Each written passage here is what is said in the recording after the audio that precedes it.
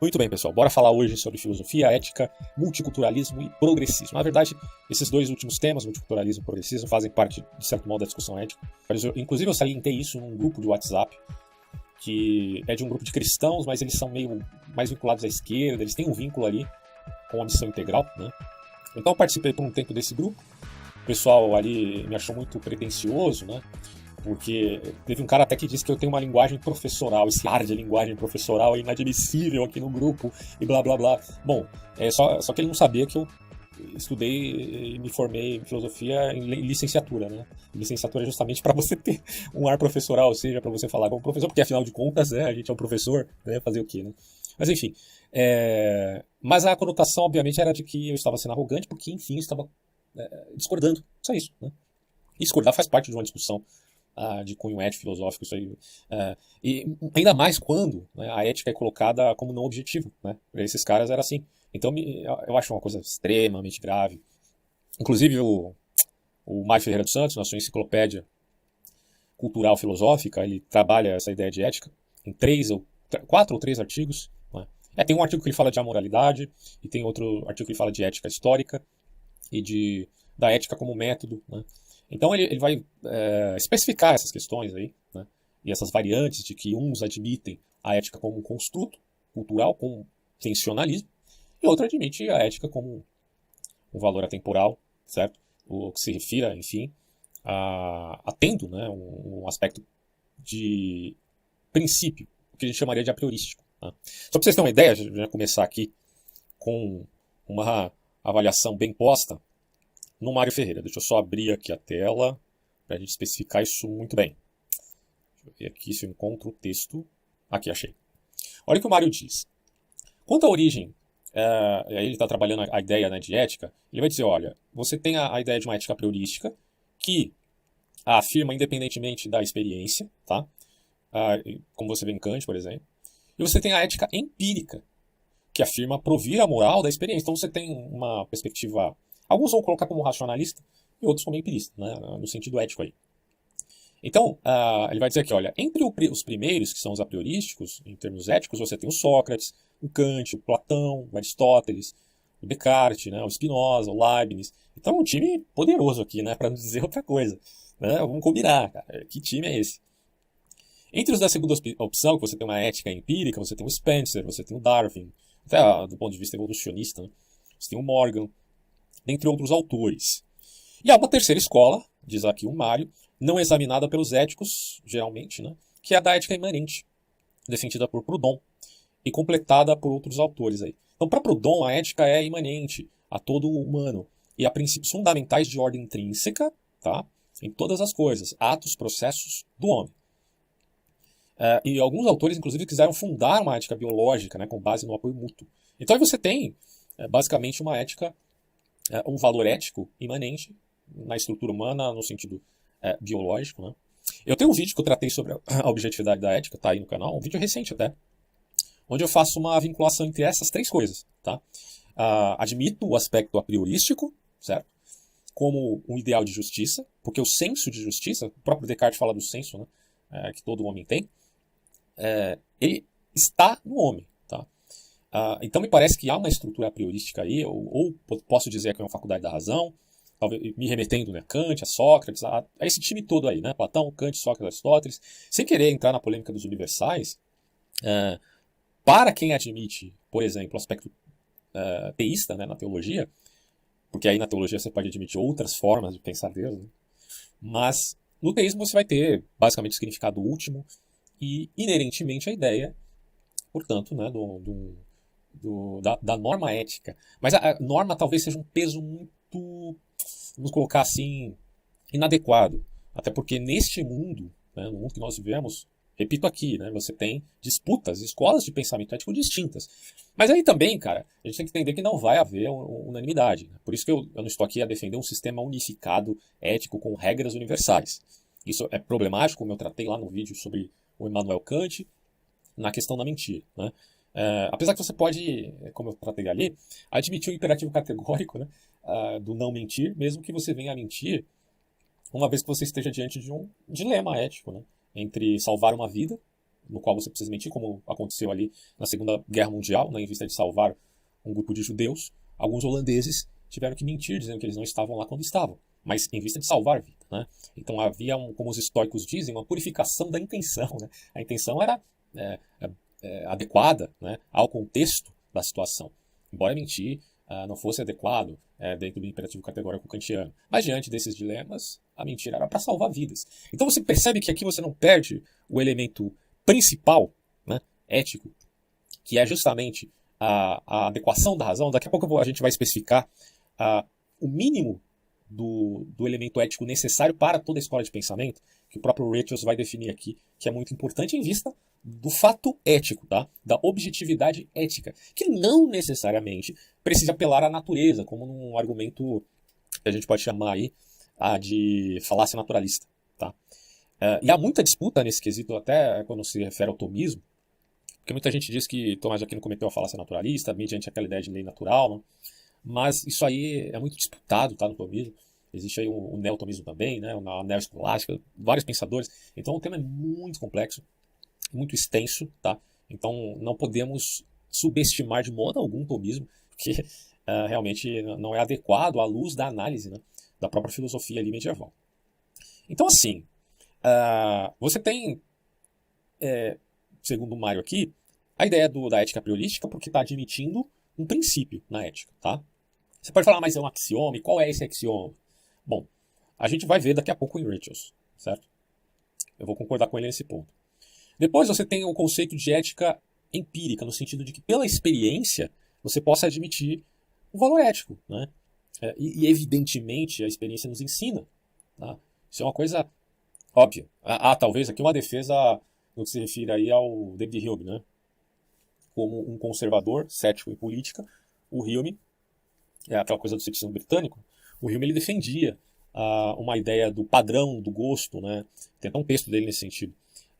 E evidentemente o Hume, mesmo sendo um cético e não combinar, né? O Hume é bem cretino muitas vezes, usa de algumas falácias, pelo menos do meu ponto de vista, em determinadas questões ali, com alguns temas polêmicos. Mas de qualquer maneira, nesse sentido ético, ele vai trabalhar, de certo modo, o conceito do padrão do gosto. Mas aqui os autores mais enfáticos abordados pelo Mário sobre a ética empírica, como já falei, está lá nos evolucionistas, né? Evolucionismo social, que aparece mais especificamente em Spencer. Então, essas questões são muito polêmicas. Eu não vou trabalhar aqui o reducionismo, que para mim é o grande problema dessas grandes temáticas. Aí até que eu estava conversando com um colega meu, Renato, inclusive, que a gente teve um debate um tempo atrás sobre método histórico crítico, né? Tá até aí no canal. Eu estava conversando com ele sobre esse assunto e ele até mencionou, poxa, cara, realmente o grande problema é o reducionismo epistemológico, que muitas vezes é feito. Os caras querem reduzir tudo, né, à sua própria proposição. E isso é muito problemático, né? Então, eu obviamente estou concordando muito com isso, porque não dá para você reduzir a ética ao relativismo ou ao absolutismo, como que uma unificação. Senão você cai em extremos, certo? Então, o ponto de vista aqui que eu estou abordando é justamente dessa flexibilização que o próprio Ratios vai trabalhar. Então, posso admitir aqui uma ética priorística, certo? Principalmente mais no sentido socrático do que kantiano, embora se admita aqui elementos fundamentais, principalmente a busca da justiça, certo? Aristóteles talvez seja pelo menos do meu ponto de vista, a ética de Aristóteles, inclusive da minha professora lá na faculdade de filosofia, ela gostava muito da ética de Aristóteles e achava que Aristóteles era superior, inclusive, a Kant, né, no sentido ético, no equilíbrio, né? Tudo pautado na ideia do equilíbrio entre dois extremos, que é fantástico, né, no Aristóteles. Mas você tem vários outros autores aqui. Só que da experiência você também aprende muitas coisas. Então, assim, eu procurei sintetizar a coisa da seguinte forma. Eu até escrevi aqui, ó. Ainda sobre ética, considere essas três escolas. Aqui vemos a tradição socrática, que culmina em Kant. Este último claramente um racionalista moral. E é evidentemente priorístico, né? Já a ética baseada puramente na experiência tem uma conotação transformista. Ela vai se transformando, se transmutando. E ainda tem, né? Eu escrevi errado aqui. E ainda há também a ética imanentista com as suas características peculiares, como se vê em Proudhon. E aí eu coloquei, porém, só esclarecendo, não parto de uma posição racionalista no sentido de que só a razão possa falar de ética, né? como se existisse, enfim, uma razão pura. Isso eu explico naquele vídeo anterior, onde falei sobre a objetividade da ética. Porque minha abordagem considera a razão para reconhecer, tá? Não para criar. Né? Do mesmo modo, admito que os afetos devem fazer parte desse processo. Porque a estrutura humana, ela não é só uma razão pura ideal. Ela também são os afetos. Okay? Inclusive, Daniel Kahneman tem um livro chamado Foco, que eu já mencionei esse livro aqui anteriormente, onde ele fala que pela plasticidade da estrutura do cérebro, você consegue, inclusive, trabalhar a empatia. Né? Tem a prática como é que é o nome? Mindfulness, né? Que é uma prática onde você, basicamente, se concentra, foca no presente, nas suas atividades presentes. Obviamente, tendo já definido, né, metas futuras, claro. Mas quando você já define as metas futuras, você tem que se focar na atividade presente para alcançar aquelas metas futuras. Né? Isso está dentro do imperativo hipotético kantiano, inclusive. Então, nesse sentido, o que é colocado ali é que você precisa, inevitavelmente, buscar, né, esse momento presente, fixar-se nele. Tá? E quando você faz isso, claro, em vista também de um processo ético, isso vai trabalhando o sistema, vamos colocar como sistema, enfim, né? Mas a parte frontal do cérebro do lado esquerdo. Né? E isso vai, dentro da plasticidade cerebral, não que eu esteja reduzindo a consciência ao cérebro, não estou fazendo isso. Isso aí é um tremendo de um debate. Né? Não estou fazendo reducionismos aqui. Inclusive quando eu falo de neurotransmissores, né, como dopamina, serotonina, hormônios, né, estrutura física e do sistema nervoso, eu não estou fazendo reducionismos do homem. Eu estou constatando um aspecto estrutural, certo? E daí estou dizendo, a empatia também tem um aspecto estrutural. Tá? O que combina, de certo modo, aí, com a ideia de uma ética imanentista. No Proudhon, por exemplo. Tá? E que se vê em outros autores também.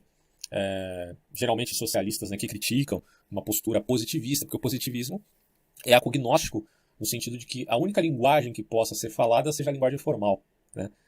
E aí depois eles quebraram as pernas lá com Wittgenstein, que como vocês já viram em outros vídeos meus, vai dizer que também a linguagem formal faz parte de uma linguagem humana, e tudo é jogo de linguagem, aí você se perde nessa discussão. Inclusive é uma defesa desses caras lá do grupo onde eu discuti, a ideia de que tudo é jogo de linguagem. Né? Então a cada frase que eu colocava ali como argumentação, o cara vinha e falava, mas é só um jogo de linguagem, só palavras. Né? Ai, gente. Aí eu falei pra ele o seguinte, né? Desculpa esses parênteses aqui, mas é muito importante falar essas coisas. Eu falei pra ele assim, mas espera aí, quando Wittgenstein escreveu a respeito das investigações filosóficas, falando dos jogos de linguagem, bom, ele usou palavras, ok? São só palavras aquilo, porque Wittgenstein está, na verdade, deflagrando que existem vários jogos de linguagem. Mas ele mesmo usa palavras, ele está usando um jogo de linguagem. Bom, se Wittgenstein usando um jogo de linguagem deflagra os jogos de linguagem, eu posso dizer que ele se aproximou da verdade quando deflagrou os jogos de linguagem? Sim, né? Porque você está admitindo que existem jogos de linguagem. Então estou trabalhando com o raciocínio dos caras que estão admitindo isso.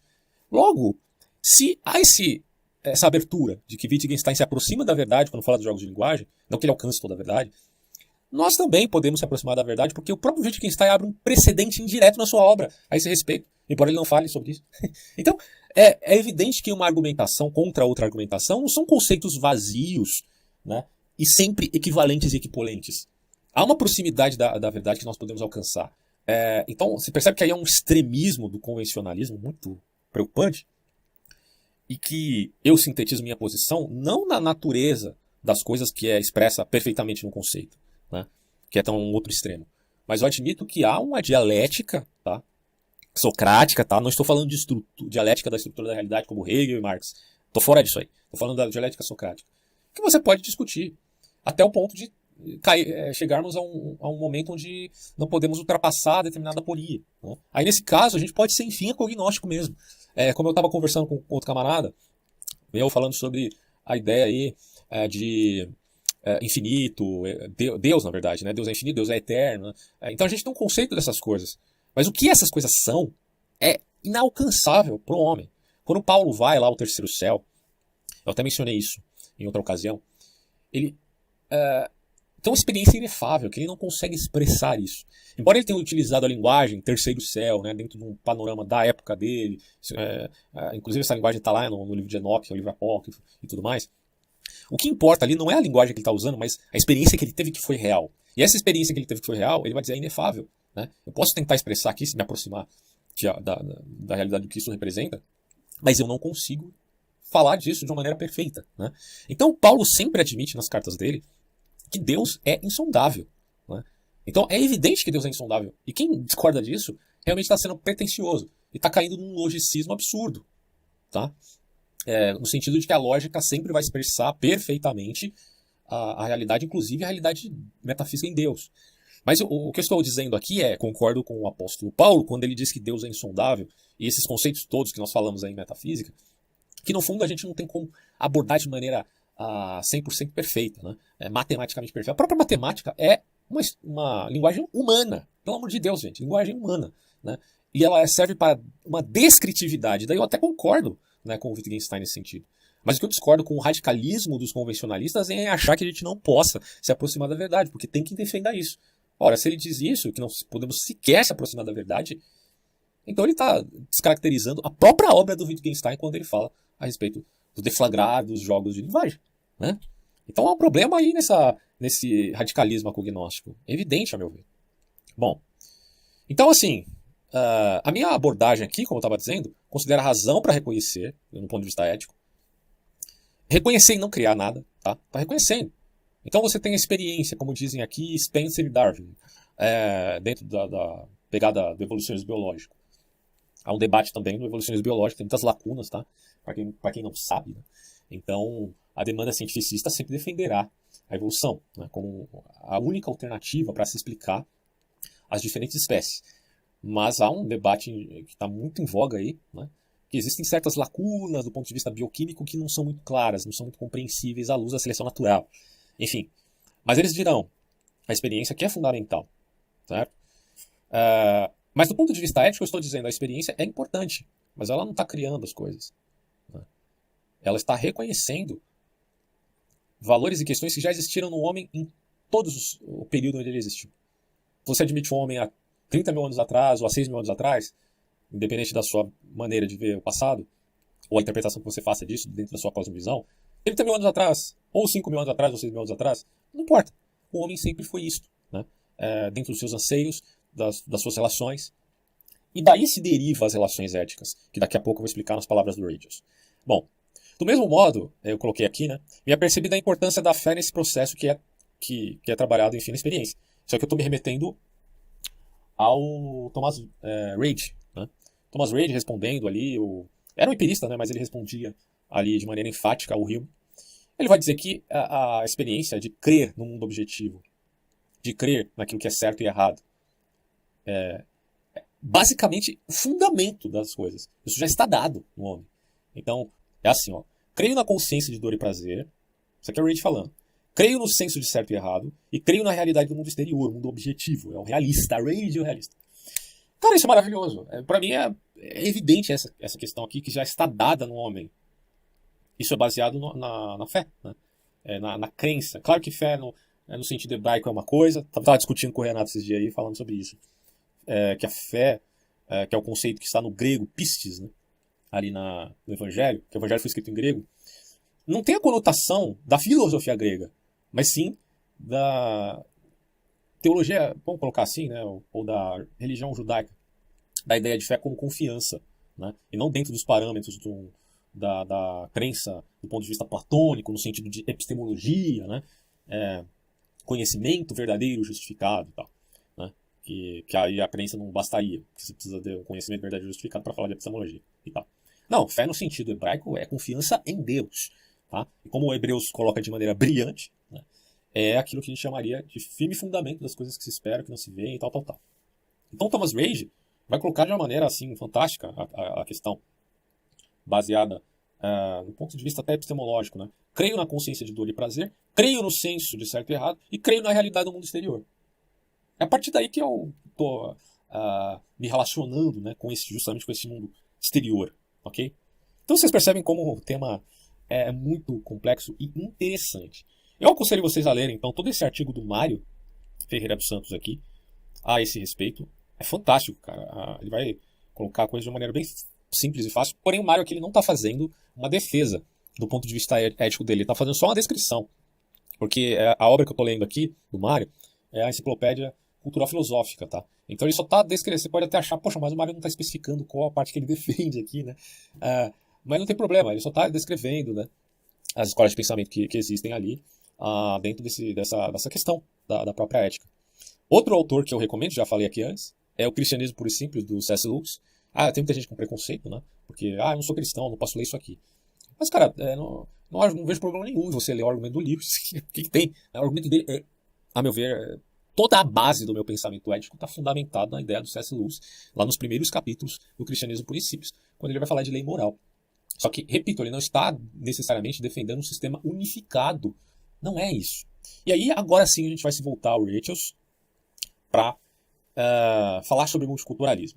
Então, o Rachels ele vai trabalhar uma longa e extensa argumentação com exemplos e contra-exemplos de dilemas éticos. E aí, por fim, a gente não vai ler tudo isso, não dá tempo aqui, mas ele vai falar sobre a concepção mínima de moralidade. Isso aqui é fundamental, né? Porque você está perguntando, mas, cara, você vem falar aqui de, sei lá, de justnaturalismo, de lei moral, ou lei natural, né? Que é uma defesa atomista e tal, mas como é que você vai chegar a essas conclusões aí sem falar qual é essa lei? Bom, o próprio Tomás falava de lei eterna, né? Eu explico isso no vídeo onde eu falo sobre a objetividade da ética. Lei eterna e lei natural. Mas há radicalismos, principalmente radicalismos medievais, que colocam a coisa num ponto onde você realmente fica engessado, até no ponto de vista ético. Por isso que eu falei, né, do Daniel Kahneman, no seu livro Foco, onde ele trabalha essa ideia, deflagrando a necessidade de você ter também, né, essa flexibilidade para entender que o processo ele se refere a um trabalhar, né? Quer dizer, você com a sua intencionalidade vai tendo um trabalhar dessas relações. E por fim, isso vai mudar até a sua própria estrutura, né, cerebral, que é um negócio fantástico, cara. Quando você pensa que o trabalhar das suas próprias decisões modifica, né, a própria estrutura orgânica, né?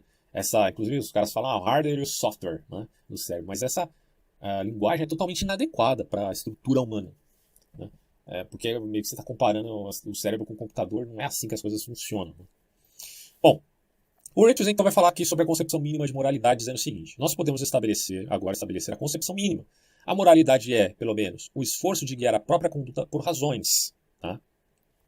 Isto é, fazer aquilo que se tem as melhores razões para fazer. Aí você vai perguntar, então ele está sendo racionalista? Ele está dizendo que existem a priores? Bom, ele está dizendo que existe uma razão no sentido de escolher as melhores razões para se fazer algo.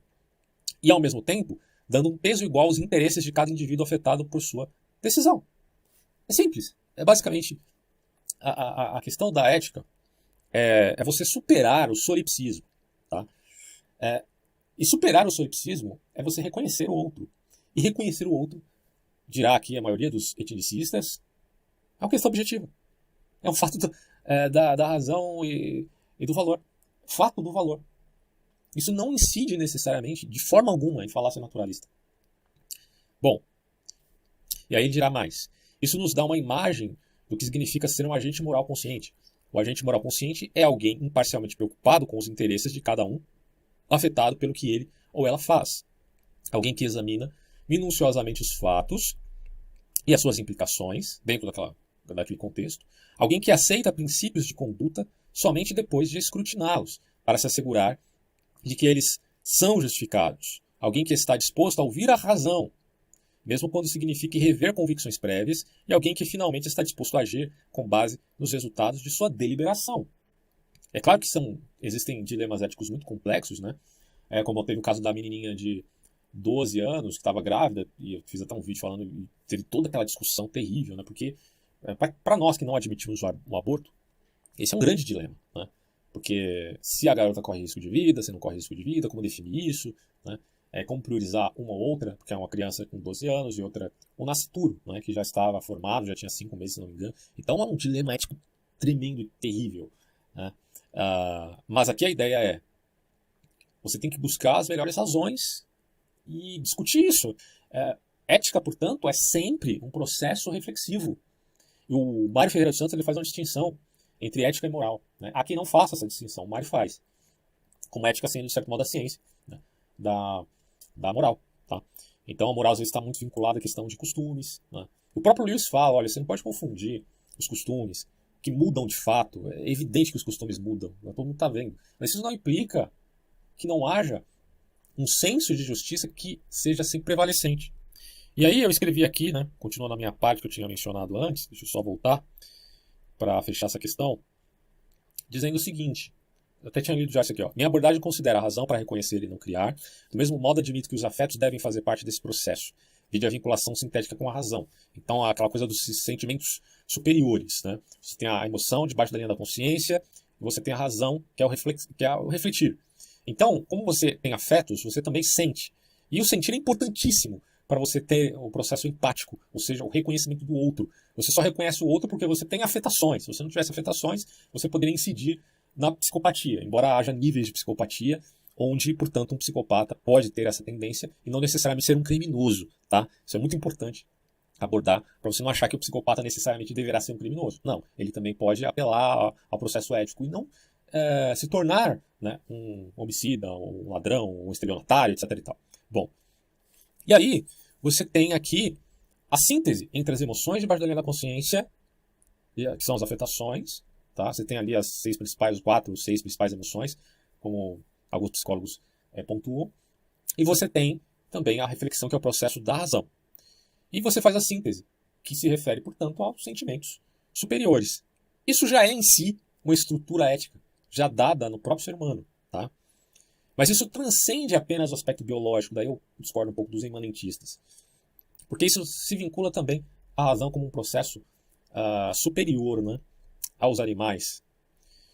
Porque a condição humana é superior, portanto, aqui aos animais, como diz o Mário. Do mesmo modo, me apercebi da importância da fé, eu falei aqui, da experiência total. Com isso, estou atestando que a busca por justiça, sendo esta idealizada ou não, é o modelo pelo qual a ética como ciência, que avalia processos morais, se aplica. A contingência, olha só que importante isso, pelo menos a minha percepção até o presente momento. A contingência de fato muda e pode inverter regras. Isso acontece, cara. Porque o contexto ético é muito dinâmico, porque a gente tem que avaliar a situação de cada pessoa dentro daquele processo, que é muito particular muitas vezes. No entanto, não pode inverter o âmago das regras. O âmago das regras é basicamente o porquê existem regras. Entende? Mas por que existem regras? O porquê existem normas? Por que toda a civilização que existe hoje no mundo tem regras e normas? Ora, esse porquê é o âmago dessas coisas. É este âmago que é perene, que permanece, tá? Aí eu coloquei aqui a saber o senso de justiça embutido na intencionalidade ética. E por fim eu digo, aliás, para não perder a linha de raciocínio, todo o senso ético que se alcança na experiência não é criação original do homem. Não vem do nada e do vazio, e nem poderia vir do nada e do vazio. Tá? Nós somos perfeitos nisto? Não. Ninguém está falando aqui de que você será perfeito no sentido ético-moral. É por isso que no cristianismo se há necessidade, como diz Lewis, da graça. Porque Lewis é sempre constrangido pela lei moral, ele está dizendo lá em Cristianismo Puro e Simples. Sempre. Você está vendo aqui como se você fosse ético 100% em todas as ocasiões, você estaria procurando a perfeição? Bom, mas existem ocasiões mais cruciais que outras, então não necessariamente a gente sempre vai ser ético em tudo, no sentido de perfeição. Sempre estaremos sendo constrangidos nos nossos próprios defeitos, tá? E aí o Rachel diz aqui, alguém que está disposto a ouvir a razão, mesmo quando signifique rever convicções prévias, né? Principalmente, repito aqui, em casos cruciais, tá? Como se pode esperar, nem toda teoria ética aceita esse mínimo. Essa imagem do agente moral foi criticada de vários modos. Então é importante dizer que há escolas éticas que não aceitam essa concepção mínima de moralidade que o Rachel já está definindo no início da sua obra. Existem escolas de pensamento que não aceitam isso aqui, pensamento ético. Só que aí ele vai dizer o seguinte, porém, as teorias que rejeitam a concepção mínima encontram dificuldades sérias. Né? Como esses caras do grupo que eu estava discutindo aqui, eu não vou citar nomes, porque eu acho que não é legal, mas depois eles ficaram me cascando lá no grupo, depois que eu saí, que eu achei de uma palhaçada terrível, porque é muito contraditório. Os caras se lamentando, né, pela minha postura. Eu até chamei lá o cara de bobo, né, meio que dizendo assim, porra, você é bobo, cara, em relativizar a moral, no sentido tão radical assim, ao ponto de você nem sequer poder discordar da ofensa que eu estou fazendo a você, que você é um bobo, um tolo, né? E depois eles me censuraram nesse quesito. Você não pode ofender alguém aqui no grupo, isso é inadmissível. Ué, mas é você que está relativizando o sistema ético. Então por que você está se ofendendo? Essa é a pergunta que o Lewis faz no Cristianismo Puro e Simples. E aí o Richards vai dizer que a maioria dos filósofos aceitam, né, esse princípio mínimo. Digo, quase todos, basicamente. Né? Menos os desconstrucionistas, que a modernidade é muito calcada no desconstrucionismo, ao ponto de desconstruir a si mesmo. Né? Isso é terrível. Bom, mas a maioria dos filósofos aceitam isso. Assim, a maior parte da teoria da moralidade incorpora, de uma forma ou outra, a concepção mínima que estamos definindo aqui. Tá? E isso é importante para falar do multiculturalismo. Vamos lá. Eis o desafio do relativismo cultural. A moralidade difere em cada sociedade e é um termo conveniente para hábitos aprovados socialmente. Aí tem alguns autores que vão dizer isso. Se a moralidade difere em cada sociedade, então você não tem uma estrutura a priorística, né? Segundo essa opinião. Mas isso é contestável, a gente vai ver aqui. Culturas diferentes têm códigos morais diferentes. Esse é o título da segunda parte. Ele vai dizer aqui, ó. Dário, o rei da Pérsia Antiga, ficou intrigado com a variedade de culturas que ele encontrou em suas viagens. Ele descobriu, por exemplo, que os galatianos, que viviam na Índia, comiam os corpos de seus pais mortos, né? Os gregos, naturalmente, não faziam isso.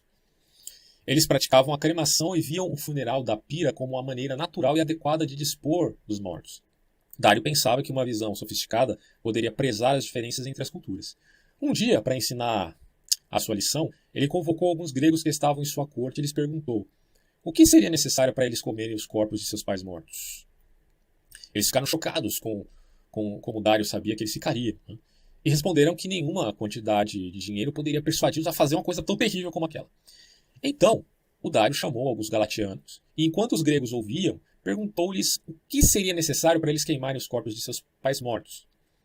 Os galatianos ficaram horrorizados e disseram a Dário para não falar de tais coisas. Então o Dário percebeu que há uma questão cultural de usos e costumes, moral, que se aplica a práticas e rituais. Uma sociedade admite comer partes do corpo do morto, outra, mas nunca admitiria colocar fogo ou cremar esse corpo, como fazem outra parte que abomina, né, aquilo que a outra civilização ou nação faz. Bom, essa história, que é recontada por Heródoto, talvez nem seja uma história verdadeira, né? Ilustra um tema recorrente na literatura das ciências sociais, né? Culturas diferentes têm códigos morais diferentes. Ponto. O que é pensado como correto por um grupo pode horrorizar os membros de um outro grupo e vice-versa. Devemos nós comer os corpos dos mortos ou queimá-los? Né? Se a gente está avaliando aqui, essas duas culturas estão distintas, segundo o que fez o próprio Dário. Se você fosse grego, uma resposta poderia ser obviamente correta, mas se você fosse galatiano, a outra resposta poderia ser igualmente correta. Então é basicamente nisso que o multiculturalismo admite. Há muitos exemplos dessa questão. Considere os esquimós do início e meados do século XX. Os esquimós são as pessoas nativas do Alasca e do norte do Canadá, da Groenlândia e do nordeste da Sibéria na Rússia Asiática. Atualmente, nenhum desses grupos se auto-intitula esquimó, mas o termo foi historicamente referido àquela população dispersa do Ártico. Antes do século XX, o mundo exterior conhecia muito pouco sobre eles. Então os exploradores começaram a trazer lendas estranhas. Os esquimós viviam em um pequeno assentamento, na verdade em pequenos assentamentos, separados por grandes distâncias. E seus costumes se tornaram muito diferentes dos nossos. Os homens geralmente tinham mais de uma esposa, e eles compartilhavam as suas esposas com os convidados, emprestando-as durante a noite como um sinal de hospitalidade. Olha que coisa, hein? No entanto, dentro da comunidade, um homem dominante podia demandar e conseguir acesso sexual regular às esposas de outros homens. As mulheres, porém, eram livres para romper esse arranjo, simplesmente deixando seus maridos e tomando novos parceiros livremente. Quer dizer, contanto que seus ex-maridos não escolhessem causar muitos problemas. Tudo somado, o costume esquimó do casamento era uma prática volátil que tem pouca semelhança com os nossos costumes ocidentais. Mas não eram diferentes somente os seus casamentos e práticas sexuais. Os esquimós também pareciam pouco se importar com a vida humana. O infanticídio, por exemplo, era comum. Um dos primeiros exploradores informou ter encontrado uma mulher que tinha dado à luz 20 crianças, mas tinha matado 10 delas no nascimento. Que horror. Meninas, ela notou, eram especialmente suscetíveis a serem mortas, e isso era permitido à descrição dos pais, não havendo conexão com o estigma social. Ademais, quando membros da família idosos se tornavam muito fracos, eles eram deixados fora na neve para morrerem. Na sociedade esquimó parecia haver notavelmente pouco respeito à vida. Mas isso aqui, vocês vão ver que é uma aparência, veja. A maior parte de nós acharia esse costume esquimó completamente inaceitável, né? Isso é evidente, porque a gente vive num contexto onde essas pessoas podem viver e, na verdade, do ponto de vista ético, viverão. Nosso próprio modo de viver parece tão natural e correto para nós que dificilmente podemos conceber pessoas que viviam de modo tão diferente. Quando ouvimos falar de tais pessoas, podemos dizer que elas são atrasadas ou primitivas. Mas para os antropólogos, os esquimós não parecem incomuns. Desde o tempo de Heródoto, observadores esclarecidos viram que concepção de certo e errado diferem de cultura para cultura. Se assumimos que nossas ideias éticas serão partilhadas por todas as culturas, nós somos ingênuos meramente, dizem eles. Você tem a questão do relativismo cultural, né? Para muitas pessoas, esta observação, culturas diferentes têm códigos morais diferentes, parece ser a chave para entender a moralidade. Não haveria, nesse caso, verdades morais universais, e, portanto, tudo não passa de uma questão cultural. Os costumes de sociedades diferentes são tudo que existe. Todo padrão é limitado culturalmente, diriam eles. Tem um sociólogo chamado William Summer, que é de 1840 a 1910. Ele apresentou o assunto nos seguintes termos. O modo correto, entre aspas, é o modo que os ancestrais utilizavam o que foi transmitido. Aí ele diz: a noção de correto está nos modos de pensar de um povo. Não é exterior a eles, de uma origem independente trazida para testá-los. Nos modos de pensar de um povo, qualquer que seja esse pensar, ele é correto. Isso ocorre porque eles são tradicionais e, portanto, contêm em si mesmo a autoridade dos espíritos ancestrais. Quando nós chegamos nos modos de pensar do povo, estamos no fim de nossa análise. Até porque, lembrando, né, que o pensamento ético de Girard Ferrata Motta, ele nasce mais especificamente com os gregos, né, embora você tinha, né, um pensamento moral em outros povos, como os chineses, os indianos, etc. Essa linha de pensamento, portanto, mais do que qualquer outra, tem persuadido as pessoas a serem céticas a respeito da ética. Com efeito, o relativismo cultural afirma que não há tal coisa como a verdade universal na ética. Há somente os vários códigos culturais e nada mais. Aí você tem Isso é um relativismo cultural, né? Que desafia a crença na objetividade e da verdade moral.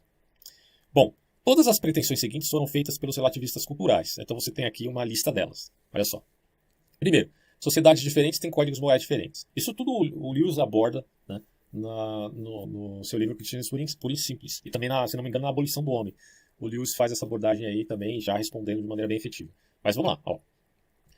Então você tem aqui a relativismo cultural. Primeiro, sociedades diferentes têm códigos morais diferentes. Segundo, o código moral de uma sociedade determina o que é certo dentro daquela sociedade. Isto é, se o código moral de uma sociedade diz que uma certa ação é correta, então aquela ação é correta, ao menos dentro daquela sociedade. Terceiro, não há padrão objetivo que pode ser usado para julgar o código de uma sociedade como melhor do que o da outra sociedade. Não há verdades morais e tal, né? Que se vale em todos os tempos. Quarto, o código moral de nossa própria sociedade não tem um status especial, ele é somente mais um código entre muitos. E quinto, é arrogante de nossa parte julgar outras culturas, devemos sempre ser tolerantes em relação a elas. Avalie, por exemplo, o caso de indígenas no Brasil, ainda em tempos atuais, que, em vista de encontrar uma criança, a criança nasceu e ela é hermafrodita, ou tem algum problema congênito, ou uma deformidade. Em algumas tribos, obviamente não em todas, os índios brasileiros costumam enterrar essas crianças vivas. Né? Os missionários, porém, que têm, obviamente, uma, digamos assim, educação ocidental, acham aquilo um absurdo, obviamente, e vão querer salvar a criança. Todas as pessoas em sã consciência, né, e eu me incluo nisso, evidentemente, quereria salvar a criança de qualquer forma. Né? Mas aquilo, para um relativista cultural, parece ser um absurdo. Porque, segundo o relativista cultural, é arrogante da nossa parte julgar outras culturas. Tá? Que é o quinto item que eu li aqui. Bom, aí o Rachel vai dizer o seguinte: essas 5 proposições parecem caminhar em conjunto, mas elas são independentes umas das outras. O que pode significar que algumas delas podem ser verdadeiras, mesmo que outras sejam, de fato, falsas. Segundo o Rachel, né? A gente vai lendo aqui, se tiver alguma coisa a discordar, falarei agora. Bom, realmente 2 das proposições parecem ser inconsistentes entre si. A segunda diz que o certo e o errado são determinados pelas normas de cada sociedade, olha só. Mas a quinta diz que se deve sempre ser tolerante em relação às outras culturas. Mas veja, e se as normas de uma sociedade favorecem a intolerância? Como fica? Né? Quer dizer, a tolerância, então, é o seu axioma? Porque você deve ser tolerante? Com relativismo cultural? Aí ele vai dar um exemplo aqui. Ó. Quando o exército nazista invadiu a Polônia em 1º de setembro de 1939, iniciando com isso a Segunda Guerra Mundial, essa foi uma ação intolerante de primeira ordem, certo? Eles invadiram. Mas e se ela se conformasse aos ideais nazistas? Né? Um relativista cultural parece não poder criticar os nazistas por serem intolerantes, se tudo o que eles estão fazendo é seguir o seu próprio código moral. Dado que os relativistas culturais têm orgulho de sua tolerância, seria irônico se sua teoria realmente apoiasse a intolerância de sociedades bélicas. Mas aí, repetimos aqui, ele está colocando a tolerância, enfim, como um axioma. como um princípio modelador. Daí, por isso que eu disse que o multiculturalismo e o relativismo cultural é contraditório ao progressismo, porque o progressismo dá a ideia de um progresso, ou de um melhoramento, até no ponto de vista moral. Ué, como assim progresso e melhoramento se há relativismo cultural? Essas coisas não combinam. Bom, o Retius dirá, porém a sua teoria não precisa ser assim. Entendido como propriedade, o relativismo cultural sustenta que as normas de uma cultura reinam supremas dentro dos limites da cultura. Assim, uma vez que os soldados alemães entraram na sociedade polonesa, eles se tornaram sujeitos às normas da sociedade polonesa. Normas que, obviamente, excluíam a carnificina de poloneses inocentes. Tá aí, dá para salvar, né? Como afirma o velho ditado, em Roma, como os romanos, né? Seguindo as leis romanas. E aí os relativistas culturais concordam. Mas e quanto ao argumento da diferença cultural? A gente ainda vai chegar num ponto nevrálgico aqui. Os relativistas culturais frequentemente empregam uma certa forma de argumento. Eles começam com fatos sobre as culturas e terminam extraindo uma conclusão sobre a moralidade. Assim, eles nos convidam a aceitar esse raciocínio. Olha só. Primeiro, os gregos acreditavam que era errado comer os mortos, como a gente já viu lá em Dário. Ao passo que os galatianos acreditavam que era correto comer os mortos. É questão de usos e costumes, né? A gente pode diferenciar de ética já de cara, mas tudo bem. Vamos seguir o raciocínio aqui. Segundo, portanto, comer os mortos não é nem objetivamente certo nem objetivamente errado. É meramente uma questão de opinião que varia de uma cultura para outra. Ou, aí você tem outro exemplo.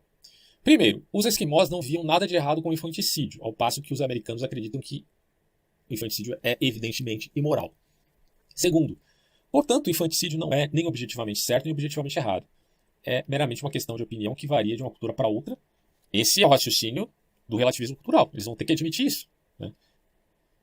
Claramente, esses argumentos são variações de uma ideia fundamental. Eles são exemplos de um argumento mais geral que diz que, primeiro, culturas diferentes têm códigos morais diferentes. Segundo, portanto, não há verdade objetiva na moral. Certo e errado são somente questões culturais. E aí, é dito aqui, podemos chamar isso de argumento da diferença cultural. Para muitas pessoas, ele parece ser persuasivo. Mas a questão crucial aqui é o seguinte, esse argumento é válido? Esse argumento é sólido de fato? Pergunta aqui Retius. E ele é enfático em dizer, esse argumento não é sólido, não é válido e no fim é uma falácia, tá? Para um argumento ser sólido, as suas premissas têm de ser verdadeiras e a conclusão tem que seguir logicamente delas. E aqui o problema é que a conclusão não se segue das premissas, até do ponto de vista lógico, né? Isto é, mesmo que as premissas sejam verdadeiras, a conclusão ainda assim pode ser falsa. A premissa concerne aquilo em que as pessoas acreditam. Em alguma sociedade as pessoas acreditam em uma coisa, em outras sociedades as pessoas acreditam em outra coisa, né? Então a conclusão, portanto, concerne ao que é realmente o caso. Esse tipo de conclusão não se segue logicamente daquele tipo de premissa. Na terminologia filosófica, isso significa que o argumento é, portanto, inválido. Considere novamente o exemplo dos gregos e dos galatianos. Olha só. Os gregos acreditavam que era errado comer os mortos. Os galatianos acreditavam que era certo comer os mortos. De novo, uma questão de ritualística de usos e costumes de cada cultura. Do mero fato de que eles discordavam, segue-se que não há verdade objetiva em relação àquela matéria? É uma pergunta. E a resposta é, não se segue.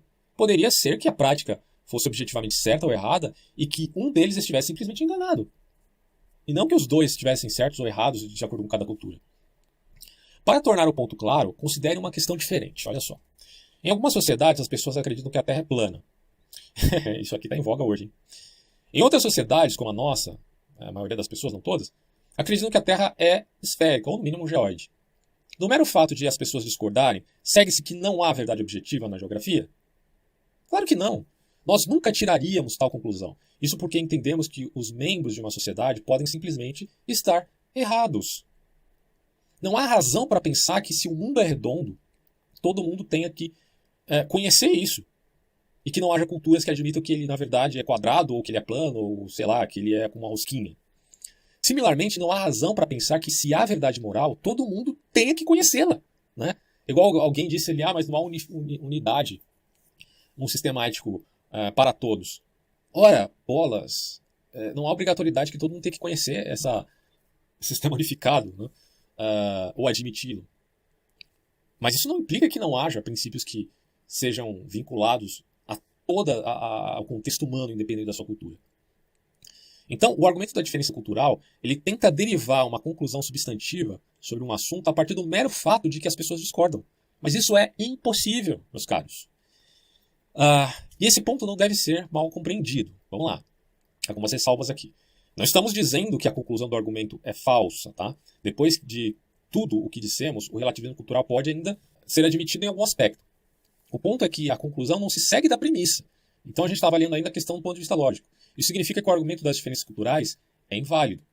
Portanto, o argumento falha. Né? Então ele está dizendo, primeiro ele está colocando aqui que há uma falha do ponto de vista lógico no argumento do relativismo cultural.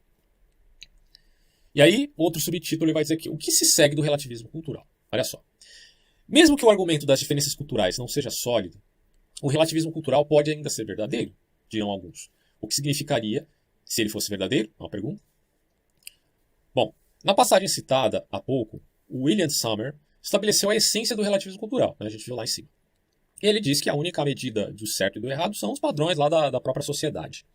Então a noção aí ele abre aspas para o autor, a noção de correto está nos modos de pensar de um povo. Não é exterior a eles, de uma origem independente, trazido para testá-los. Nos modos de pensar de um povo, qualquer que seja ele, esse pensar, ele é correto. Bom, fecha aspas aqui para o William. Suponha que levemos isso a sério. Quais poderiam ser algumas das consequências? Vamos lá. Primeiro, nós não poderíamos mais dizer que os costumes das outras sociedades são moralmente inferiores ao nosso. Né? Isso, naturalmente, é um dos pontos mais importantes salientados ali pelo relativismo cultural. Nunca devemos condenar uma sociedade meramente porque ela é diferente. Essa atitude parece esclarecida na medida em que nos concentramos em exemplos como as práticas funerárias dos gregos e dos galatianos. Porém, nós também estaremos impedidos de criticar outras práticas menos benignas. Por exemplo, o governo chinês tem uma longa história de repressão ali dos dissidentes políticos dentro de suas fronteiras. Tá? Todo mundo sabe disso. Em qualquer época que se considere na China, milhares de prisioneiros políticos fizeram um trabalho forçado. Certo? Isso acontece, aconteceu e acontecerá ainda, infelizmente.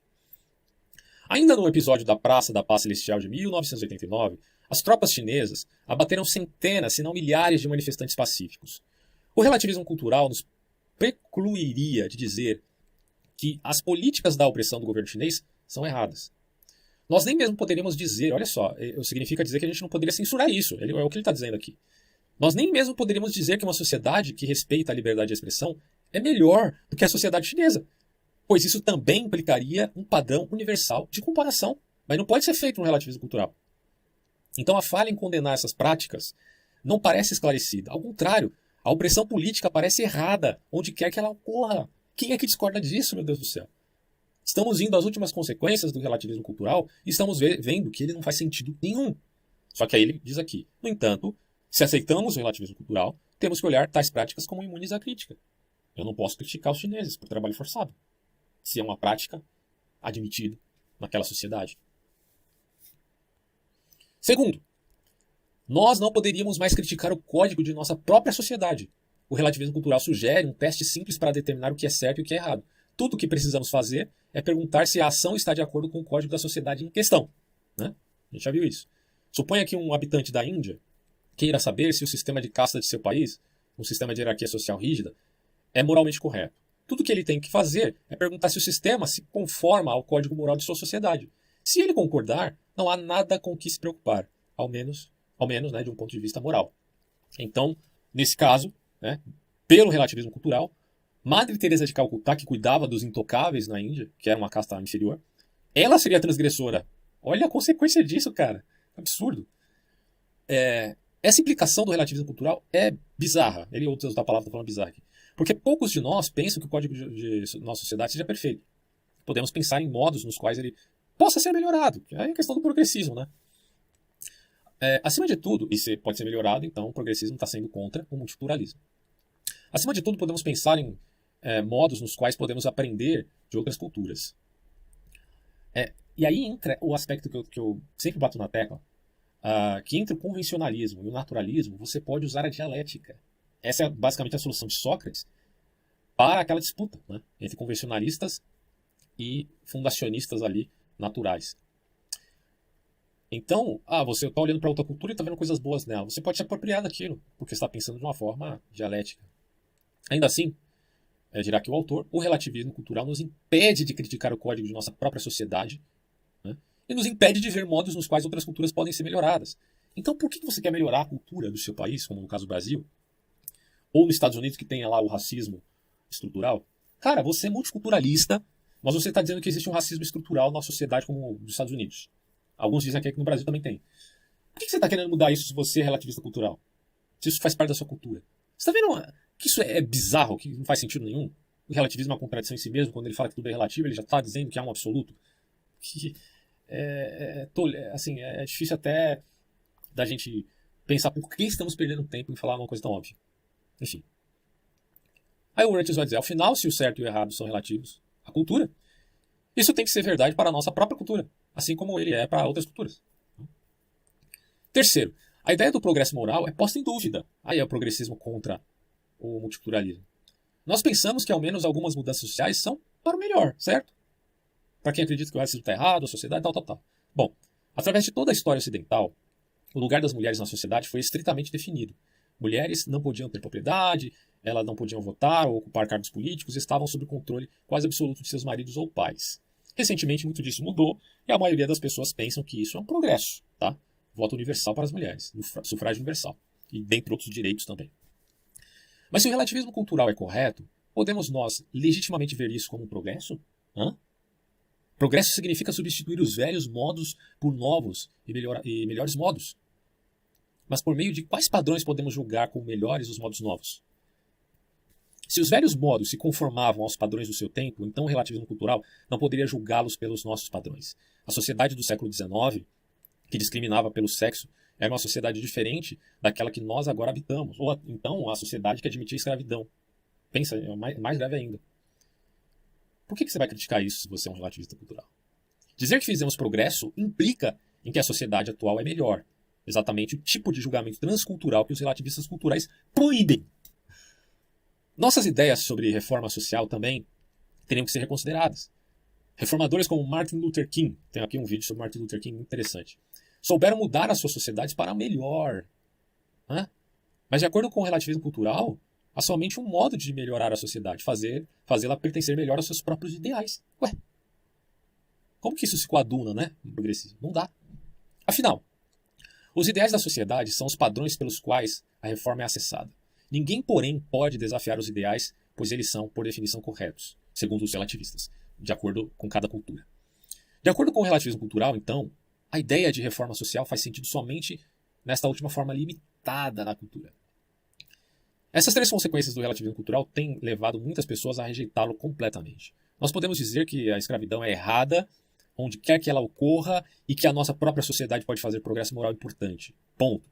O relativismo cultural não pode ser correto porque, de acordo com ele, esses julgamentos são sem sentido. Tem muita gente que fala, por exemplo, da Inquisição, dizendo, mas é a conjuntura de uma época, nós não podemos julgá-los, ou anacronicamente pensar aquela época como a nossa. Mas esse argumento carrega, não sei se vocês percebem, não só no caso da Inquisição, mas de tantas outras coisas que acontecem no passado, elas carregam um certo elemento de relativismo cultural no seu bojo, que muitas vezes é latente, não é especificado, mas que se demonstra aqui, como a gente já viu, falacioso. Outro tópico aqui que o Rich vai trabalhar dizendo, por que há menos desacordo do que parece? Vamos lá. O relativismo cultural começa pela observação de que as culturas diferem dramaticamente em sua visão sobre o certo e errado. Mas quanto realmente elas diferem? Aí está a pergunta fundamental. É verdade que há diferenças, isso aí todo mundo tá careca de saber. Né? É claro que há diferença, principalmente na questão de usos, costumes, rituais e religiões. Muitas vezes o que em um primeiro momento parece ser uma grande diferença, termina simplesmente não sendo uma diferença. Olha só que interessante isso. Considere uma cultura na qual as pessoas acreditam que é errado comer carne de vaca, né? Na Índia lá e tal. Pode mesmo ser uma cultura pobre, na qual não há comida suficiente. Ainda assim, as vacas não são tocadas. Uma tal sociedade parece ter valores muito diferentes dos nossos. Mas têm elas valores diferentes? Nós ainda não perguntamos por que essas pessoas não querem comer vacas. Suponha que elas acreditem que, depois da morte, as almas dos humanos habitam os corpos dos animais, especialmente as vacas, de tal forma que uma vaca poderia ser a avó de alguém. Diríamos nós que seus valores diferem dos nossos valores? Não! Ele enfatiza aqui, bem interessante. A diferença reside alhures, ou seja, não tem diferença, a diferença está na crença, e não no âmago ético. Está em nosso sistema de crenças, não em nosso sistema de valores, né, especificando com mais clareza. Nós concordamos que não devemos comer a vovó, né? Nós discordamos que as vacas podem ser a vovó. Nisso nós discordamos. Mas em devorar a vovó nós não discordamos, né? O ponto é que muitos fatores trabalham em conjunto para produzir os costumes de uma sociedade. Não somente são importantes os valores da sociedade, mas também o são as suas crenças religiosas, as suas crenças fatuais e seu meio ambiente físico. Assim, não podemos concluir que duas sociedades diferem em valores justamente porque elas diferem em costumes. Afinal, costumes podem variar por diferentes razões. Portanto, pode haver menos desacordo moral do que parece haver. É esse o ponto. Considere de novo os esquimós, né, que é um caso bem complicado, olha só. Os esquimós matavam crianças perfeitamente saudáveis, especialmente meninas. Bom, nós não aprovamos essas coisas, evidentemente. Em nossa sociedade, um pai que mata o bebê tem que ser preso. E assim parece haver uma grande diferença de valores em nossas duas culturas. Mas suponha que perguntemos por que os esquimós enfim faziam isso, né? A explicação não é que lhes faltava respeito pela vida humana ou que não amavam as suas crianças. Surpreendentemente, uma família esquimó sempre iria proteger os seus bebês se as condições permitissem. Mas os esquimós viviam em um ambiente difícil, onde alimento era escasso. Para citar um velho dito esquimó, né, a vida é difícil e a margem de segurança pequena. Uma família pode querer alimentar seus bebês, mas ser incapaz de fazer isso. Olha que coisa, cara. Como em muitas sociedades tradicionais, as mães esquimós tinham que cuidar de suas crianças por um período maior de tempo do que as mães em nossa cultura. Aqui ele coloca aqui, ó, a mãe tinha que cuidar das crianças, as mães esquimós, né? Cuidar das crianças por 4 anos. E talvez por um tempo ainda maior. Por quê? Porque elas amavam as crianças e as crianças tinham o seu valor. E havia, portanto, um aspecto humanitário aqui, mesmo diante da catástrofe que representava o infanticídio. Olha que coisa. Assim, mesmo nas melhores épocas, uma mãe podia sustentar muito poucas crianças. Acima de tudo, os esquimós eram nômades, incapazes de cultivar no clima severo do norte. Eles tinham que continuar a se movimentar para encontrar comida. Crianças tinham que ser carregadas e uma mãe podia carregar somente um bebê em sua parca, enquanto ela viajava e fazia os seus trabalhos fora de casa. Finalmente, os esquimós não tinham controle de natalidade, de tal forma que gravidezes indesejáveis eram comuns. Eles não tinham, inclusive, o aspecto do conhecimento biológico, da educação, para ter esse controle. E talvez algumas mães, de fato, controlassem isso, né? Porque a gente está falando de uma forma geral dos esquimós, mas a experiência mesma, real, de cada indivíduo esquimó é totalmente particular. Então, pensar que todos os esquimós necessariamente matavam crianças também já é um exagero. E veja, crianças meninas eram mais propensas a serem mortas por 2 razões. Primeiro, na sociedade esquimó, os homens eram os provedores primários de comida. Eles eram os caçadores, e a comida era, enfim, escassa na época. Os homens eram, assim, de mais valor para a comunidade por conta da sua utilidade mesmo. Segundo aspecto, os caçadores sofriam um alto índice de acidentes. Desse modo, os homens que morriam prematuramente eram em número maior do que as mulheres que morriam jovens. Então, os homens morriam primeiro. Se crianças meninas e meninas sobrevivessem sem igual número, então a população de mulheres adultas seria bem maior do que a população de homens adultos. No entanto, ele não está aqui justificando a necessidade, por conta da circunstância, do infanticídio. Mas ele está constatando de que não é porque existia infanticídio que não havia, tá, o cuidado para com os indivíduos, ou mesmo, principalmente, as crianças. Esse amor e esse cuidado existia mesmo diante de condições tão terríveis. E aí ele coloca: o infanticídio esquimó não era devido a um desrespeito fundamental por crianças, de modo algum. Em vez disso, ele adveio do reconhecimento de que medidas drásticas acabaram sendo necessárias para assegurar a sobrevivência do grupo. Mesmo assim, porém, matar o bebê poderia não ser a primeira opção considerada pelos esquimós, evidentemente. E a adoção era comum, olha que interessante, a adoção era comum. Casais sem crianças ficavam especialmente felizes de tomar o excedente dos casais férteis. Então, os esquimós, quando viam a criança abandonada, não sendo um casal fértil, adotaria essa criança. Matar era o último recurso, tá? Também para os esquimós. E aí o Rachels vai dizer: enfatizo isso para mostrar que os dados crus da antropologia podem ser e, na verdade, são enganosos. São só dados gerais, sem considerar a realidade contingencial daquelas pessoas. E ele diz mais: eles podem fazer as diferenças de valores entre as culturas parecerem maior do que são, esses tais dados antropológicos, né? Mas os valores dos esquimós não eram tão diferentes dos nossos, não. A vida somente forçou escolhas para eles que nós não temos que tomar. Simplesmente isso.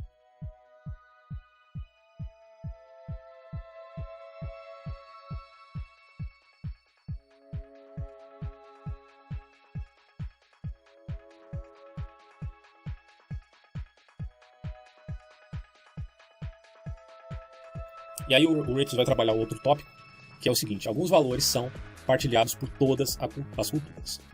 Olha só. Não deveria nos surpreender que os esquimós fossem protetores de suas crianças. Como eles não poderiam ser? Bebês são indefesos e não podem sobreviver sem um cuidado amplo, isso é evidente. Se um grupo não protege os seus jovens, eles não irão sobreviver. E os membros velhos do grupo não serão substituídos. Por fim, o grupo pode extinguir-se. Isso significa que qualquer cultura que continue a existir tem que cuidar de seus jovens. Crianças negligenciadas têm que ser a exceção, não a regra. Claro, dentro da conjuntura traumática que era a escassez da vida de um esquimó. Mas sempre, a gente percebeu aqui, como um último recurso, que poderia ser refletido e repensado pelos próprios esquimós, dada a individualidade de cada sujeito. Raciocínio similar mostra que outros valores têm que ser mais ou menos universais entre as sociedades humanas. Deixa eu só ver se está gravando aqui, porque eu estou falando tanto e não... Às vezes eu dou pausa. Não, está normal. Vamos lá. Vou voltar aqui. Vamos lá. Raciocínio similar mostra que outros valores têm que ser mais ou menos universais entre as sociedades humanas. Imagine como seria uma sociedade que não desse valor ao dizer a verdade, né? Não desse valor à verdade. Quando uma pessoa falasse com a outra, não haveria presunção de que ela estaria dizendo a verdade, pois ela poderia facilmente estar mentindo. Em uma tal sociedade, meus amigos, não haveria razão para prestar atenção a qualquer coisa que alguém dissesse. Se eu quisesse saber que horas são, por que eu deveria me preocupar em perguntar para alguém se mentir seria um lugar comum? Mas você conhece alguma sociedade onde mentir é um lugar comum? Eu nunca ouvi falar.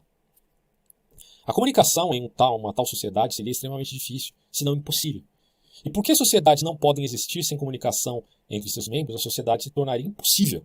Segue-se que toda a sociedade tem de valorizar a veracidade, inexoravelmente.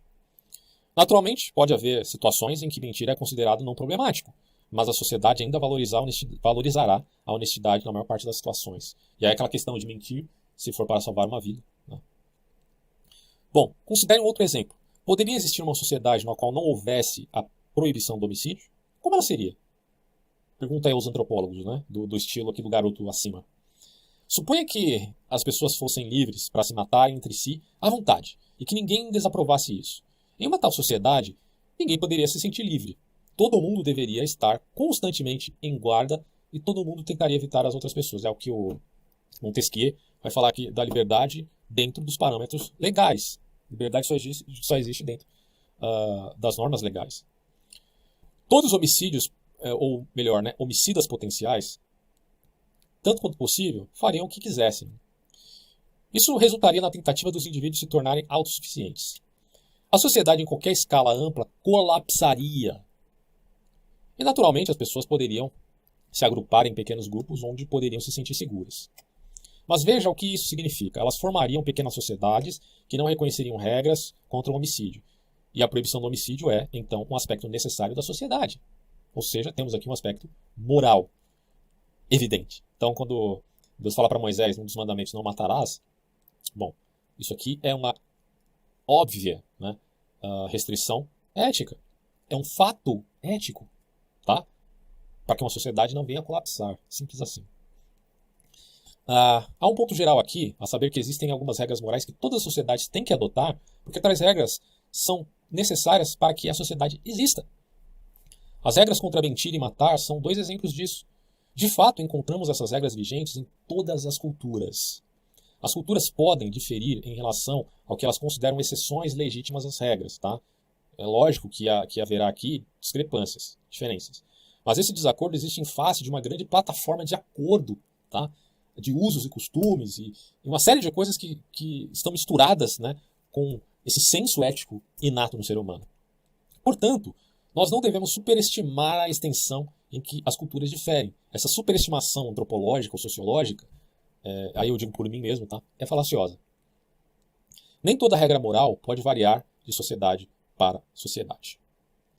Aí ele vai trabalhar um outro aspecto aqui, né, julgando uma prática cultural como indesejável. Vamos lá. Em 1996, esse nome aqui é bem difícil de ler, Fauzi, vamos colocar como Fauzi, é um nome difícil, de 17 anos de idade, chegou a New Jersey e pediu asilo. Chegou pedindo ajuda, né? Ela tinha voado de seu país nativo, o Congo, no oeste da África, para escapar do que as pessoas lá chamavam de excisão. Olha só que coisa. Excisão é um procedimento que desfigura permanentemente o sujeito, a pessoa, né? A excisão é algumas vezes chamada de circuncisão feminina. Essa é uma problemática que é muito tratada em vários documentários aí. Vocês podem encontrar na internet, a famosa circuncisão feminina, que é catastrófica. Aí ele coloca aqui, essa circuncisão feminina, ela tem poucas semelhanças com a circuncisão masculina, porque a circuncisão masculina é normal até, não causa nenhum problema. Mas a circuncisão feminina é literalmente uma mutilação genital do órgão feminino. E de acordo com a Organização Mundial de Saúde, a OMS, a excisão é praticada em 28 nações africanas, cara, olha que bizarro. Em torno de 136 milhões de mulheres foram dolorosamente mutiladas por conta dessa prática. Algumas vezes, a excisão é parte de um elaborado ritual tribal feito em pequenas vilas. As meninas veem isso como a sua entrada, né, ao mundo adulto. E outras vezes a prática é feita em cidades, em mulheres que resistem desesperadamente a isso. Porque elas sabem, obviamente, que é uma mutilação. A garota que nós falamos, então, a Fauzi, era a mais jovem de 5 filhas. Seu pai, que possuía um comércio de caminhões de sucesso, se opôs a essa excisão. Ele foi capaz de desafiar toda a tradição por causa da sua riqueza.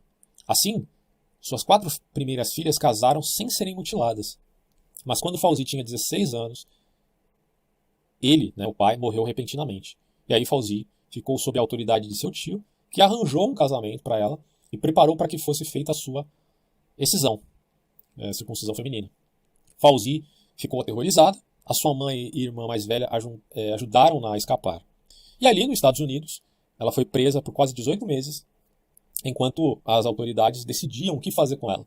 Durante esse tempo, ela foi submetida a humilhantes revistas nuas. Foi-lhe negado tratamento para a sua asma e ela foi, em geral, tratada como uma criminosa.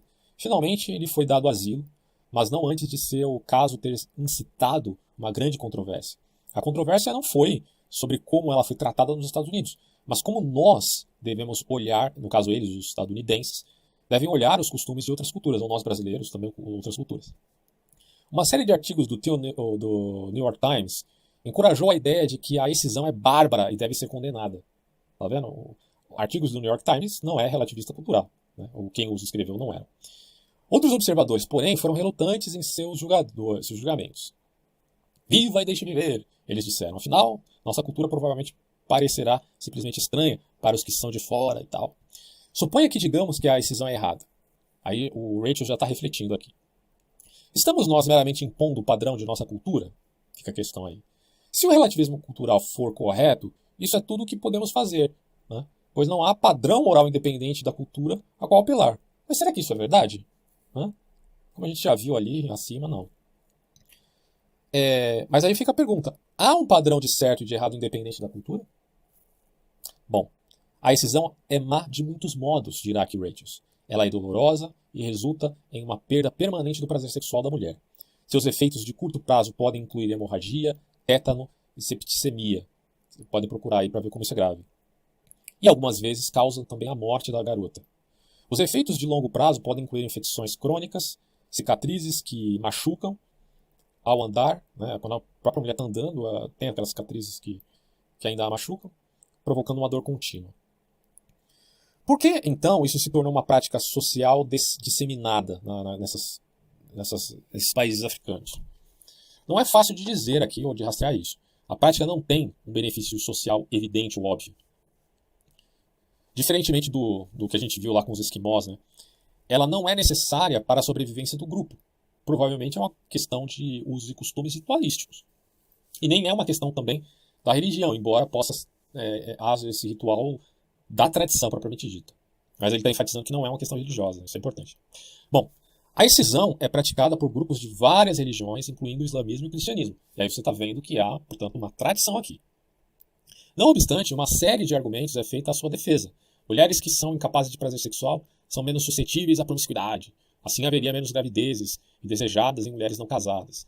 E, acima de tudo, esposas, para quem sexo é somente um dever, são menos suscetíveis de enganarem seus maridos. E porque elas não estão pensando sobre sexo, ficaram mais atentas às necessidades de seus maridos e crianças. Cada argumento absurdo que, meu Deus. Os maridos, de sua parte, dizem que gostam mais de sexo com esposas que sofrem excisão. Mas ele está vendo que isso aqui não é ética, né? É solipsismo. Bom, os homens têm a impressão de que as mulheres que não sofreram excisão são sujas e imaturas. Então seria fácil e talvez um pouco arrogante ridicularizar esse ponto de vista num sentido cultural, tá? Mas observe um aspecto importante neles. Eles tentam justificar a excisão mediante a indicação de que ela é benéfica. E afirma-se que homens, mulheres e suas famílias ficariam melhores quando a mulher é submetida à excisão. Olha que coisa. O que está se buscando aqui? O melhor. E por que se busca o melhor? O melhor é justamente o paradigma que está se alcançando aqui. O meio é duvidoso. E nós, como ocidentais, questionamos isso. E aí o Rachels vai dizer: assim podemos abordar a questão perguntando se a excisão, no seu todo, ajuda ou prejudica. Porque se admitíssemos que ajudasse, no sentido de melhor alcance, ou de benefício maior, estamos já no campo ético, né? Enfim. Aí ele continua. Isso aponta para um padrão que poderia ser razoavelmente usado para pensar sobre qualquer prática social. A prática promove ou impede o bem-estar da pessoa afetada por ela? É uma pergunta. Porém, esse parece o tipo de padrão moral independente que o relativismo cultural proíbe, né? É um padrão único que pode ser trazido para ajudar no julgamento das práticas de qualquer cultura em qualquer tempo, incluindo a nossa. Naturalmente, as pessoas de praxe não verão esse princípio como sendo trazido de fora para julgá-los, porque, enfim, todas as culturas valorizam a felicidade humana. E aí o que a gente está vendo quando se diz busque a felicidade, parece que é um padrão cultural. Mas aí é aquela questão, você pode conceituar a felicidade de um modo detrator, e aí a busca é a mesma, mas os conceitos são distintos. Aí o Rachels diz aqui: porque, apesar de tudo, pessoas conscienciosas podem ficar relutantes em criticar outras culturas. Muitas pessoas que ficam horrorizadas com a excisão, não obstante, relutam em condená-la por 3 razões. Primeira, há um nervosismo compreensível quando se trata de inferir os costumes sociais de outras pessoas. Os europeus e os seus descendentes nos Estados Unidos têm uma história vergonhosa de destruição de culturas nativas, em nome, inclusive, da cristandade e do esclarecimento. Então, isso acabou trazendo esse constrangimento, né? Por causa disso, algumas pessoas se recusam a criticar outras culturas, especialmente culturas que se parecem com aquelas que foram feridas no passado.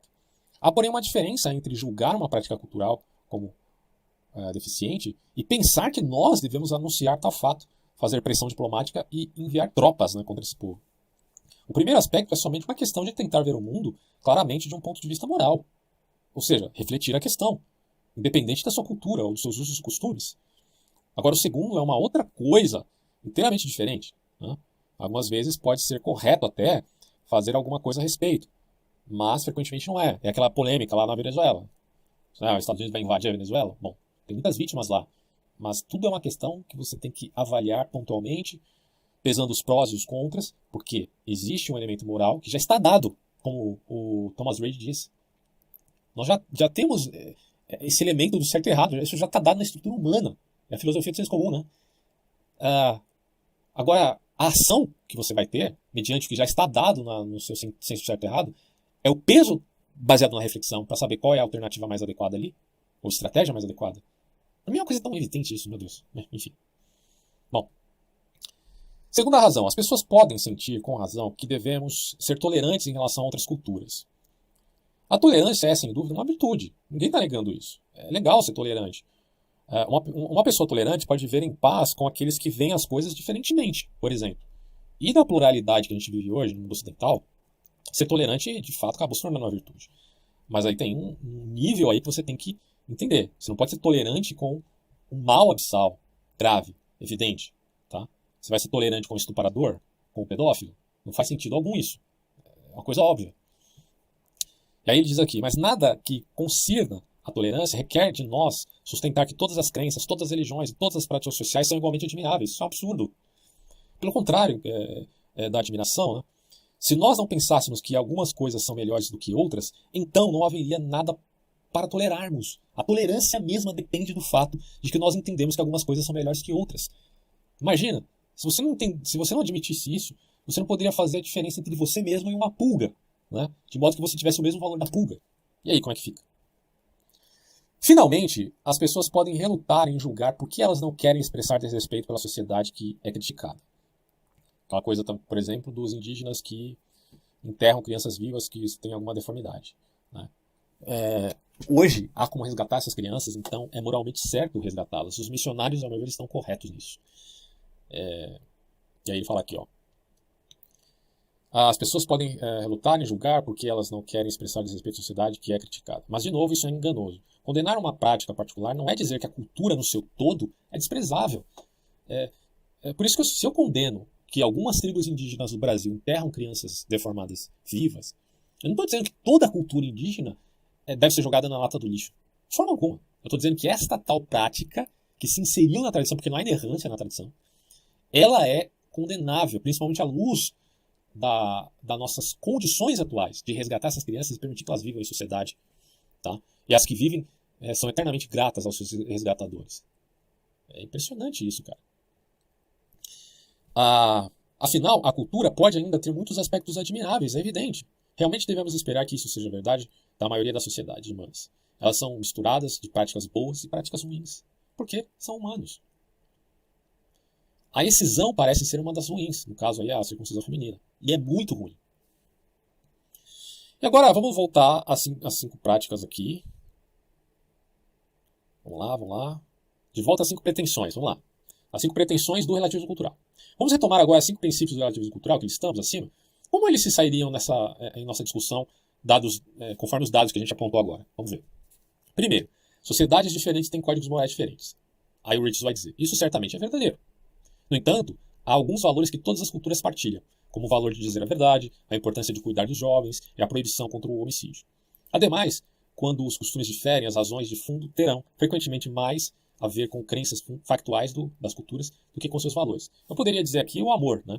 O amor familiar, que se estende ao amor social. Isso se vê, por exemplo, em Confúcio. Né? Confúcio diz que a família se estende à sociedade. E, portanto, isso é expresso no cuidado do Estado. Claro que o Estado pode cometer grandes atrocidades, né? Mas eu estou falando assim, em princípio, né? Na intenção, a busca é o Estado favorecer a proteção do indivíduo, né? Trazer segurança. Principalmente é um dos aspectos ali que o Hobbes coloca no seu Leviatã, inclusive.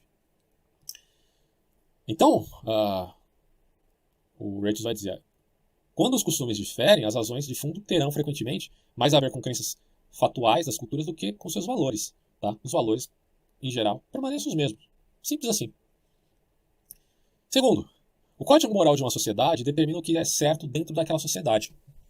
Isto é, se o código moral de uma sociedade diz que uma certa ação é correta, então aquela ação é correta, ao menos dentro daquela sociedade. Isso aqui é quem diz é o relativismo cultural. Agora vamos avaliar isso com o Richards. Aqui nós devemos ter em mente a diferença entre o que a sociedade acredita sobre a moral e o que é realmente verdadeiro. O código moral de uma sociedade é intimamente ligado ao que as pessoas naquela sociedade acreditam ser correto. Porém, tal código e aquelas pessoas podem estar errados. Tá? Por que não pode? Meu Deus, cara. Antes, nós consideramos o exemplo de excisão, né? Aquela coisa lá da circuncisão feminina. A prática bárbara endossada por muitas sociedades. Considere 3 exemplos a mais, todos eles envolvendo o maltratamento das mulheres. Olha que coisa, né? Para você que é feminista e que se diz multiculturalista, presta atenção nisso e vê se faz sentido para você. Em 2002, uma mãe solteira da Nigéria foi sentenciada a ser apedrejada até a morte por ter tido sexo fora do casamento. Não é claro se os valores nigerianos, no seu todo, aprovavam esse veredicto, dado que mais tarde a pena foi cassada por um tribunal superior. Porém, ela foi cassada em parte para apaziguar a comunidade internacional. Quando os próprios nigerianos ouviram o veredito sendo lido no tribunal, a multidão gritou em aprovação. Olha isso, cara. Vamos lá, em 2005 agora. Uma mulher da Austrália foi condenada por tentar contrabandear 4 quilos de maconha para a Indonésia. Por tal crime, ela foi sentenciada a 20 anos de prisão, que a maioria das pessoas, assim, de sã consciência, acreditando independente da cultura, vai entender que é uma punição excessiva. 4 quilos de maconha, 20 anos de prisão. Bom, sob as leis da Indonésia, ela poderia mesmo ter recebido a pena de morte, que seria ainda pior, né? Agora, em 2007, uma mulher foi estuprada por uma gangue na Arábia Saudita. Quando ela informou a polícia, esta, no curso da investigação, descobriu que ela tinha recentemente estado com um homem que não era seu parente. Por tal crime, provavelmente ela, parente aqui seria o marido, né? Por tal crime, ela foi sentenciada a 90 açoites. Olha só, mas ela tinha sido estuprada. Quando ela apelou da sua condenação, isso irritou os juízes, então eles aumentaram a sentença para 200 açoites e mais 6 meses de prisão. Finalmente, o rei saudita a perdoou, ainda que ele tenha dito que apoiava a sentença que ela tinha recebido. Meu caro relativista cultural, tá difícil para você, hein? Vamos lá. Com efeito, fazendo um meio termo aqui, o Rachel vai dizer: o relativismo cultural sustenta que as sociedades são moralmente infalíveis. Em outras palavras, que a moral de uma cultura nunca pode estar errada, porque você tem que seguir, né, aquele dado cultural. Mas quando vemos que as sociedades podem e endossam graves injustiças, percebemos que sociedades com os seus membros podem necessitar de aperfeiçoamento, e isto é evidente. Vamos para o terceiro aspecto aqui, vamos lá. Não há padrão objetivo, segundo o relativismo cultural, que pode ser usado para julgar o código de uma sociedade com o melhor do que o de outra sociedade. Não há verdades morais que valham para todas as pessoas em todos os tempos. Aí o Rachel vai dizer o seguinte: se formos criticar a prática da escravidão, apedrejamento ou mutilação genital, e se tais práticas são verdadeiramente erradas, então temos que apelar a princípios que não estão vinculados a qualquer sociedade particular, é evidente. Acima sugeri um de tais princípios, de que sempre interessa se uma prática promove ou impede o bem-estar da pessoa afetada por ela. Ou seja, isso aqui é um dado atemporal, certo? Quarto lugar, dirá aqui o relativismo cultural: o código moral de nossa própria sociedade não tem um status especial. Ele é somente mais um código entre muitos. Aí o Rachel vai dizer assim: é verdade que o código moral de nossa sociedade não tem um status especial. Afinal, a nossa sociedade não tem uma áurea celeste nas suas bordas, quer dizer, a gente não é perfeito, a nossa sociedade não é perfeita. Nossos valores não têm um direito especial pela simples razão de serem os nossos valores, né?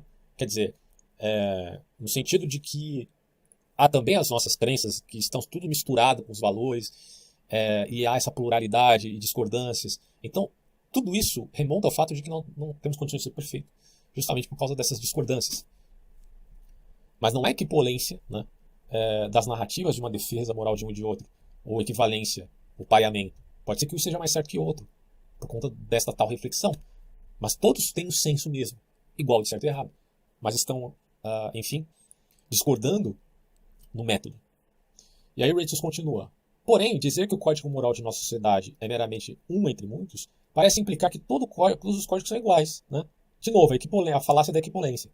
Que eles são mais ou menos igualmente bons ou igualmente maus. De fato, é uma questão aberta se um dado código é meramente um entre muitos. Tal código pode estar entre os melhores e pode estar entre os piores. E pode ser que num dado aspecto o nosso código moral seja melhor, em um dado aspecto o código moral de outra cultura seja melhor. Não é difícil de chegar a essa conclusão assim por reflexão. Em quinto lugar, dirá o relativista cultural: é arrogante de nossa parte julgar outras culturas. Devemos sempre ser tolerantes em relação a elas. Aí o Rachel vai dizer aqui: olha, há muita verdade nisso, né? A questão da tolerância. Só que o ponto está sendo exagerado aí. Frequentemente somos arrogantes quando criticamos outras culturas. E a tolerância é, em geral, uma coisa boa. Beleza. Porém, não devemos tolerar tudo. Porque tolerância, e aí é o que estou dizendo, é um conceito ambíguo. Assim como a autoridade é um conceito ambíguo, enfim, tudo isso tem que ser, de novo, refletido. As sociedades humanas têm feito coisas terríveis. Então, você não tem que tolerar tudo. Isso é o próprio dilaceramento do conceito de tolerância, como o Rachel disse aí acima. E ele dirá, por fim: é uma marca de progresso quando nós podemos dizer que tais coisas são do passado, no sentido de serem aí reprováveis. Tá? Bom, e aí por fim a gente vai ter uma síntese do capítulo no tópico: o que nós podemos aprender do relativismo cultural. Aqui ele vai fazer o meio termo, dizendo: a gente pode até elogiar uma coisa ou outra do relativismo cultural, mas aí a gente tem que pensar com tudo que nós já reconhecemos como errado, né, nessa visão de mundo. Vamos ler, só para deixar completinho aqui o vídeo e o podcast. Vamos lá. Até aqui discutimos o relativismo cultural. Dirá que o autor me detive mais em seus defeitos, porque são muito evidentes, né? Não tem como não ver os defeitos. Eu disse, né, diz Rachel, que o relativismo se baseia em um argumento totalmente falho, que tem consequências implausíveis e que sugere mais desacordo moral do que realmente existe. Tudo isso contribui para uma rejeição da teoria, inevitavelmente. No entanto, você pode ter a sensação de que isso é um pouco injusto. Na verdade, o Gretsch está dizendo assim, ó, tem que ter alguma coisa que ainda defenda, né, o relativismo cultural, pelo menos em algum aspecto. Porque senão ele não seria tão influente como ele é. Né? E aí o Gretsch vai dizer, de fato, eu penso que há alguma coisa no relativismo cultural que é correto, que se salva e tal. Há duas lições que devemos aprender dele. Aí ele vai dizer aqui, ó, primeiro, o relativismo cultural nos adverte de forma até correta sobre o perigo de assumir que todas as nossas práticas são baseadas em um padrão racionalista absoluto. Aquela coisa que eu coloquei no meu vídeo sobre ética e objetividade, onde eu coloco que de um lado você tem uma tendência ao relativismo, da ética horizontal, e do outro lado você tem uma tendência ao absolutismo, da ética vertical. Então, nesses dois aspectos, você pode chegar aos extremos que acabam cometendo terríveis injustiças. Então, para equilibrar essa balança, como o próprio Aristóteles falava na sua ética, né, que o equilíbrio entre os excessos é importante, é o que o Nietzsche está fazendo aqui. Né? Ele está equilibrando as coisas entre os excessos, entre um relativismo exacerbado e entre um absolutismo exacerbado. Mas nesse equilíbrio se encontra ainda, evidentemente, a objetividade e o perspectivismo. Se você quiser entender isso, eu coloco lá no meu vídeo, explico de forma pormenores ali, que você pode assistir. Então ele vai dizer, ó, tudo isso contribui para... Peraí, deixa eu só ver aqui. De fato, penso que há alguma coisa correta ali. Há duas lições que devemos aprender.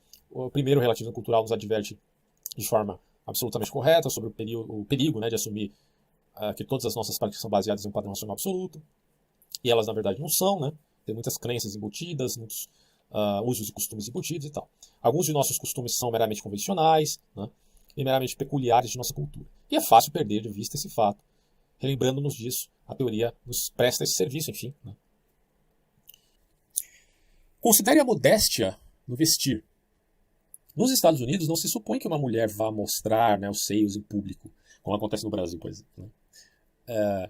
Mas aqui também há as mais recatadas, né? Vamos considerar isso. Por exemplo, durante o intervalo do Super Bowl em 2004, o Justin Timberlake rasgou parte da roupa de Janet Jackson, expondo um dos seios para o público. Uau! A CBS rapidamente mudou, né, para uma tomada aérea do estádio, mas já era tarde demais. 500 mil de espectadores reclamaram e o governo federal multou a CBS em $550 mil por conta dessa situação. Em algumas culturas, porém, não é considerado problema uma mulher mostrar o torso inferior em público.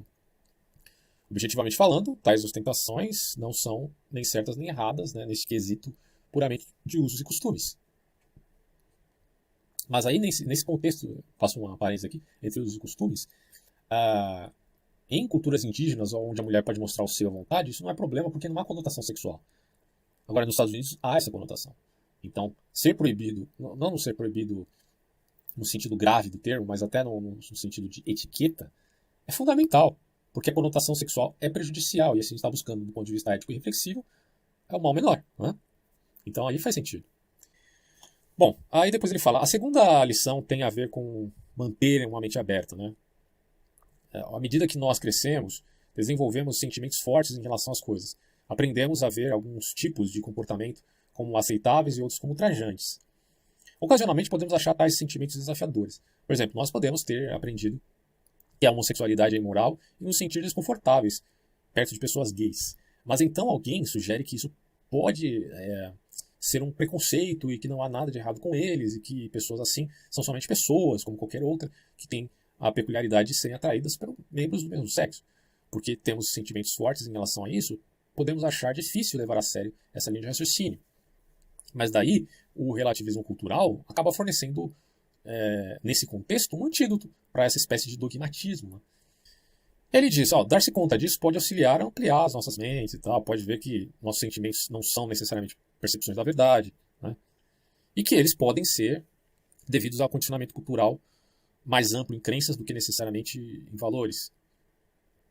Portanto, quando ouvimos a sugestão de que alguns elementos de nosso código social não são realmente o melhor e nos vemos resistindo a essa sugestão, podemos parar e lembrar o que foi dito. Desse modo, seremos mais abertos para descobrir a verdade, qualquer que ela possa ser, no sentido de refletir o caso. Mas para refletir o caso, você já parte do pressuposto do valor como intrínseco. Tá? Há um valor intrínseco neste mesmo caso. Esse valor intrínseco é o âmago que não muda. Então podemos entender o apelo do relativismo cultural, dirá aqui o Rachels, apesar de seus grandes defeitos. Por isso ele tem essa amplitude, porque ele tem um apelo muito forte. É uma teoria atrativa porque é baseada em um insight que existe, quer dizer, as diferenças culturais. Porque muitas de nossas práticas e atitudes que a gente acha natural, na verdade, são também produtos culturais. Né?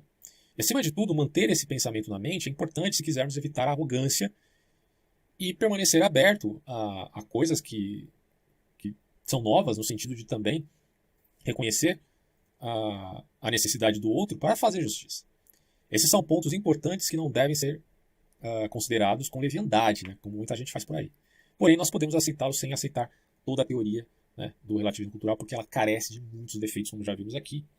Podemos, enfim, portanto, admitir esses valores atemporais quando se fala de ética, podemos dizer fato ético. Finalizo por aqui e até próximos podcasts, vídeos, etc. e tal.